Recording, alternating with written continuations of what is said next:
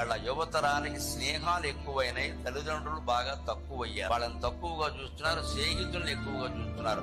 అమ్మ ఒక పని చేస్తే చెయ్యడు, నాన్న ఒక పని చెప్తే చెయ్యడు. ఫ్రెండ్ పిలిచాడనగానే మాత్రం బండి ఆరోగ్యంలో పెట్టి పరిగెట్టేస్తారు. తల్లిదండ్రుల మాటకి విలువ ఇవ్వడమే చాలా ముఖ్యం. ఉంటారు ఫ్రెండ్స్ ఉంటారు కూడా, రెండింటి మధ్యలో పోటీ లేకపోతే నీ స్నేహితుల మాటకి విలువించుకో. తప్పు రెండింటి మధ్యలో పోటీ వస్తే మా నాన్నగారు ఒప్పుకోరు, మా అమ్మ ఒప్పుకోదని చెప్పాలి ఖచ్చితంగా. అప్పుడు ఆ స్నేహితులు కూడా నేర్చుకుంటారు ఎలా ఉండాలి. స్నేహం కోసం తల్లిదండ్రులని విడిచిపెట్టవద్దు. అలాగే తల్లిదండ్రులే స్నేహితులు అనుకోవాలి. కొంతమంది ఎదిగిన పిల్లలు, ఆడపిల్లలు ముఖ్యంగా ఎలా ఉంటారు, మా అమ్మే నాకు గొప్ప ఫ్రెండ్ అంటారు. తల్లి ద్వారా నేర్చుకుంటారని. బహుశా ఆవిడకి ఇప్పుడు చాలా చిన్న వయసులో పుట్టుండొచ్చు కూడా. యవ్వనంలో ఉండే అమ్మాయి మనస్సు ఏమిటో ఆ తల్లికి తెలిసినట్టుగా వేరే వాళ్ళకి ఎలా తెలుస్తాయి. అందుకని ఊళ్ళో వాళ్ళు ఎవరన్నా అడిగితే మా అమ్మే నాకు స్నేహితురాలు, ఇక వేరే స్నేహితురాలు నాకు అక్కలంటే ఆ తల్లి ఎంత ఆనందిస్తుంది, తండ్రి ఎంత ధైర్యంగా ఉంటాడు. ఆ ధైర్యాన్ని తల్లిదండ్రులు ఇవ్వకపోతే బతుకు